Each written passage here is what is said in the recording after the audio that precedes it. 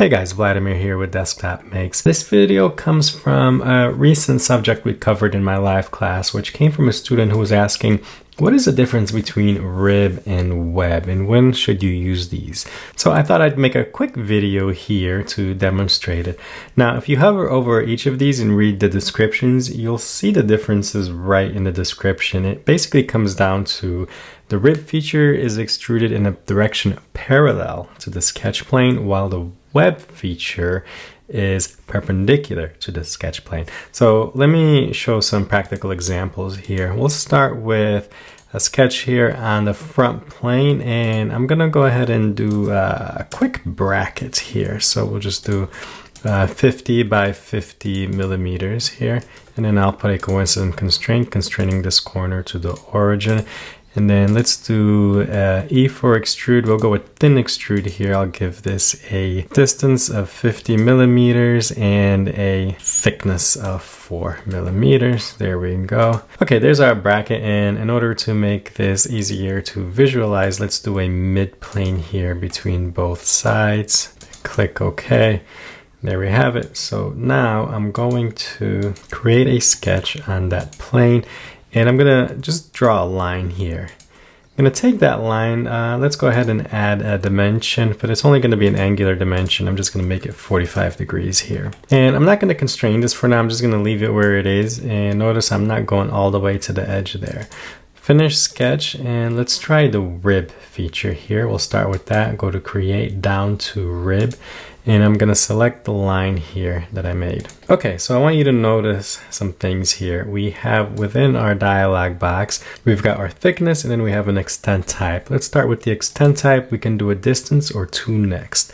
So the to next is the part here that refers to that definition where it says it extrudes parallel to the sketch plane. So remember, this is our sketch plane here. We are facing the sketch plane.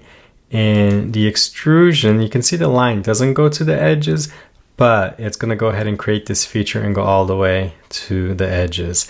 Now here it's going in the opposite direction of how I want it to be extruded. So I'll click flip and it brings it back down. So here you can see it a little more clearly. It's going to go right up to the edges. And if I change the next to distance, and take that depth down, you can see I don't have to go all the way. I can then choose that distance. But probably in most cases, you're just gonna click to next and it'll extrude it right to the edge. So this is the part again here where that definition is talking about going parallel to the sketch plane. Again, our sketch plane here, it's extruding parallel to it. We'll change that back to next. As far as the thickness, this is the thickness. That thickness is going to be perpendicular to the sketch plane. So we'll make this a lot bigger, let's say 15, and you can see how that changes the thickness. We'll go back down to 4. Okay, so that's the rib feature, and you can see how you can use it to quickly make features here that will greatly strengthen the part. Instead of having to sketch this out, you just create a line and it takes care of the rest. All right, and to show the difference between how a web feature would look in this case, let me take this timeline back to right after the extrusion before we did the rib feature. I'm gonna move a copy of this body here. I'll click on create copy, click the translate option here, and I'm just gonna move that copy over. All right, I'm gonna take the timeline, push it back up. Let's bring in that sketch plane and let's extend it over a bit so we can see it a little better. I'll create a sketch here. We'll do the same thing. Let me just draw a line. I'll make it the same 45 degrees. So we're comparing apples to apples here. All right, finish sketch. This time I'm gonna go to create and choose web. Let's bring that sketch into view. Actually, first let's bring that construction plane so we can see it. And then I'm gonna choose this line feature. In here, notice the difference. Again, that extent type. Let me change it to distance so you can see it goes perpendicular to the sketch plane. And here, if we want to flip directions, so this is the sketch plane, it's going this way to the left of it. If I flip it, it's going to go to the right of it. And in this case, the thickness now becomes parallel with the sketch plane, so it flips with the rib feature. So if I change this to 15, let's say, you can see how that thickness changes. Okay, back to 4. Let's change the distance type to next, and that's going to cause it to go right to the edge of this face right here. And there we have it. So just a quick look at how they differ if I were to use them in a bracket. Now, obviously, in this scenario, you're looking for something like this, so you're going to go with the rib feature. I'll do one more example here, and let's create a scenario where the web feature would be more practical. Let's create a box here. I'll start with a center rectangle, and let's say 100 by 150. Finish sketch, take this, go up, say 50 millimeters, F4 fillet. I'm just gonna fillet all 4 edges, including the 4 bottom edges here. So 8 edges total. Let's do a 10 millimeter radius there. And then I'm gonna go ahead and do a shell operation. So modify down to shell. Take this, let's go with 4 millimeter shell. There we have it. All right, so in this case here, let's create an offset plane on this top surface here. Make it 0 distance, and then I'm gonna create a sketch on that plane, L4 line. Let's go ahead and I'm just gonna draw a diagonal line here and finish that sketch. And here, I'm gonna go to create web. What do you think is going to happen here? Now remember, with the web tool, the 2 next extrudes perpendicular to the sketch plane. So if I go to create here, web, choose it, click on it, and we can see there it goes up and down. Just to verify, if I change the 2 next, move this Y arrow, I can vary that distance. And in this case, the thickness is going to be parallel to the sketch plane. So if I change that, you can see how that changes the thickness there.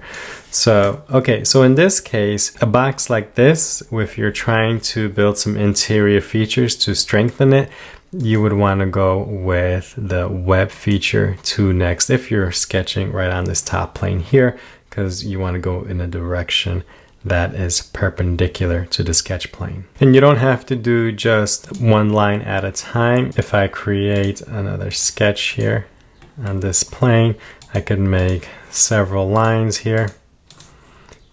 Let's do one more, and I can select them all at the same time. So go to create web 1, and I'll hold command or control to select multiple, and it'll remember the last parameters I used, and you can see it there. And sometimes it's actually beneficial to just not constrain anything, and then you can kind of come in and move things around, and you can see how the model automatically updates to reflect the changes. And another cool thing about this is you don't have to stick to just lines. So if I create, for example, circles or squares, check this out. I can still go to create web, choose these features, and it will go ahead and extrude them right to the next object, which is going to be the floor of our box here.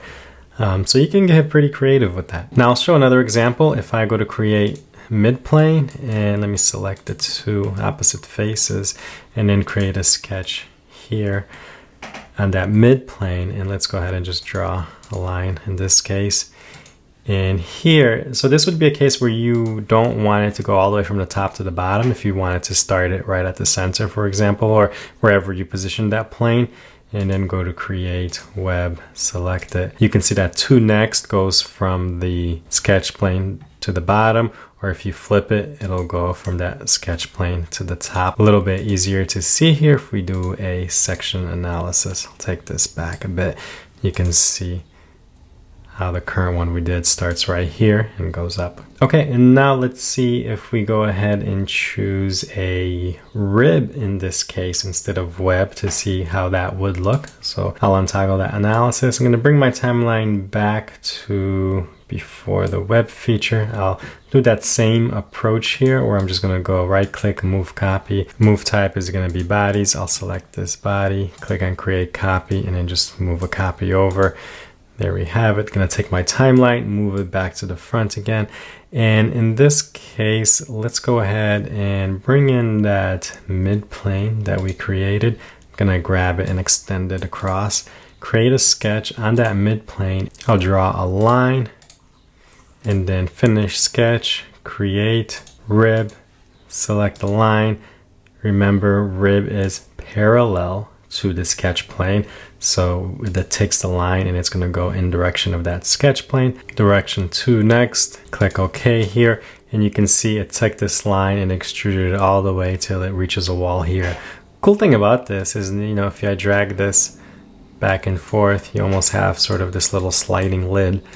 And I feel you can also get pretty creative with that. So you wouldn't want to use the rib in this case if you're trying to make features to strengthen your box here. But sort of thinking outside the box, you can kind of create something cool here where you have this sliding lid here. You know, you can maybe put a parameter here and have it a distance from the edge, and then print it with different openings if you wanted to. You know, I'm just kind of thinking how in certain cases where a tool is designed for a certain application, but then, you know, you can get creative with it to make it work with other ideas that you have.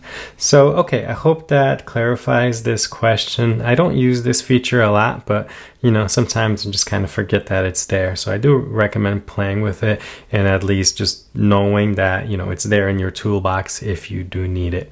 All right, I hope this has been helpful. If you have any questions, leave it in the comments and check out my resources below. I've got a free constraints cheat sheet, which many people find very valuable to learn all your sketch constraints. And I've also developed a new course that is called Foundations of 3D Design.